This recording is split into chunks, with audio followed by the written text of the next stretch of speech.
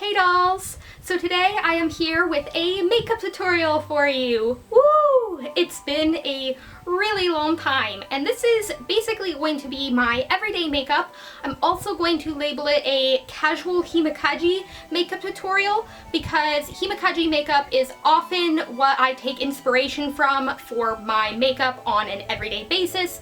I think it's very cute and girly, and included will be my everyday base makeup regardless of how I decide to do my eyes and lips.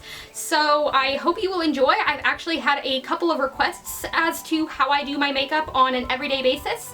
So let's stop my yammering and jump into the tutorial.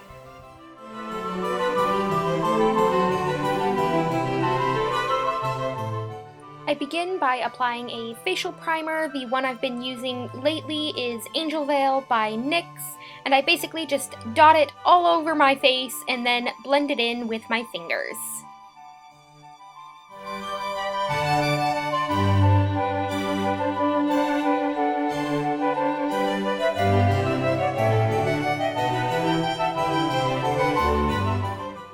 After primer, I move on to foundation. Right here I am using the Maybelline Dream Matte Mousse, and I'm gonna be honest, I'm actually not the hugest fan of this foundation. Not because it's bad, but simply because it is about a shade too dark for my skin, but I am simply trying to use it up. And just like the primer, I'm going to dot that all over my face, and then I blend it in using a beauty blender that is totally not just a knockoff sponge from Hot Topic.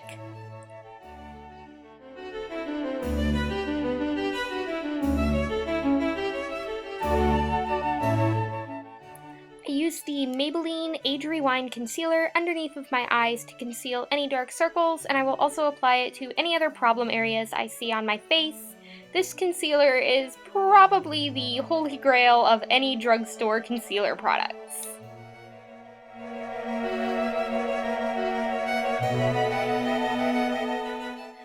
I then set my foundation in place with a pressed powder, and I always suggest using a buffing motion rather than a sweeping motion so that you don't move the foundation underneath.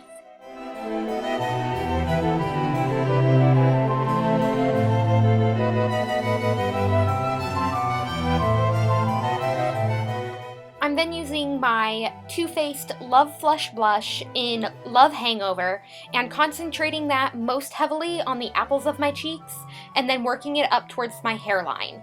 I actually got it a bit too intense while I was filming, so I just went back over it with some powder to de-intensify some of that pink.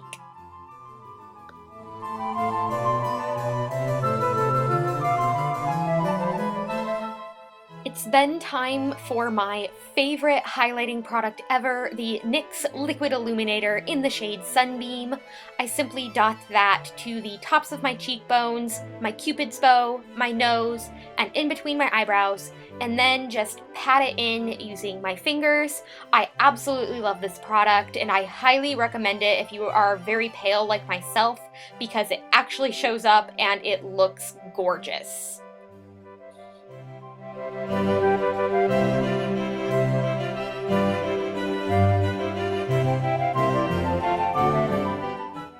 Finally, I lock it all in with the NYX Matte Finish Setting Spray, and that is actually all I do for my base makeup on an everyday basis. I like to keep it pretty simple on my face.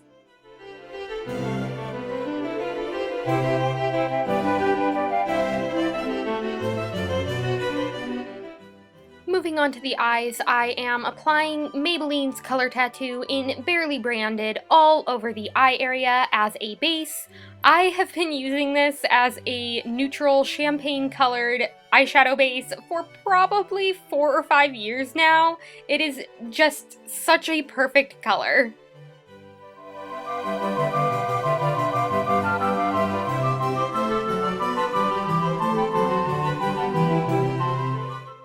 In this tutorial, I am using my Too Faced Chocolate Bonbons palette, and I start off by using Satin Sheets, a shimmery champagne color, and dusting that all over the main eyelid area. Then I'm going to take the warm shimmering bronze shade Molasses Chip and work that into my crease. I am simply following the natural shape of my eyes. I'm not creating a cat-eyed shape or anything like that. When it comes to Himekaji or other cutesy styled makeup looks, I tend to keep the eyeshadow itself pretty simple and focus on the shape I create with my eyeliner instead. And then once I have that color laid down, I'm going to blend with a clean, fluffy blending brush to make the look appear very soft. I top it off by using Divinity, the matte cream shade, as a brow bone highlight, and yes, I am applying this with my fingers. I am a heathen, I know. And of course, I have to highlight my inner corners with NYX's ever-popular Jumbo Eye Pencil in Milk, and as you can see, I go pretty heavy with this. I know some people don't like the stark white of this pencil because they feel it looks unnatural, but honestly, when I do cutesy makeup, natural is not really what I'm going for. However, I don't just leave it white blobs. I do use the warmth of my fingers to blend it out, and then I also use the Jumbo Eye Pencil to line my waterline, and I just feel like doing both of these steps really widens my eyes and makes them look big and doll-like.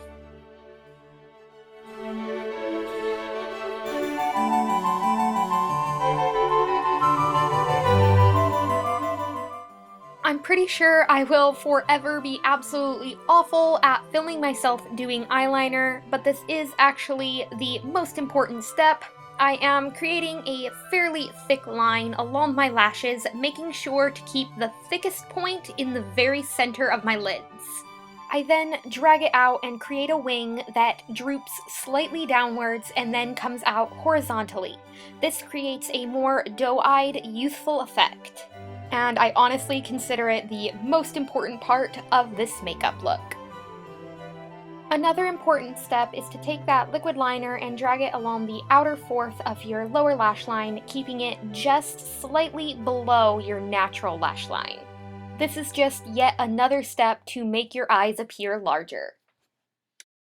Going back to the Chocolate Bonbons palette, I am taking the shade Malted on an angled eyeliner brush and extending the liquid eyeliner below my eyes to the center. This simply looks less harsh than using liquid liner all along the lower lash line. I'm now switching things up on you, and I'm taking the light bronze color from my Lorac Pro palette on a small detailing brush and using that to define my eye bags, placing it right underneath the line of dark brown that we placed on our lower lash line earlier.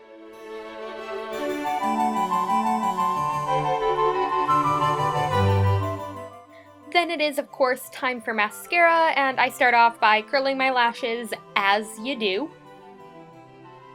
I then coat my upper lashes with 2 to 3 coats of the Too Faced Size Queen mascara.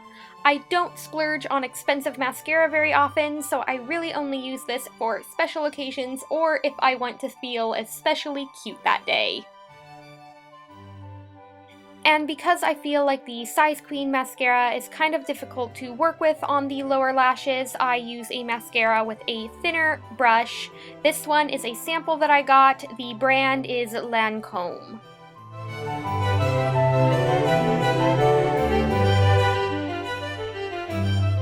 For lips, I am going with the NYX Soft Matte Lip Cream in the shade Athens. This is one of my favorite and most used lip products. I think it's such a perfect light dusty rose color that is about 2 shades darker than my natural lips.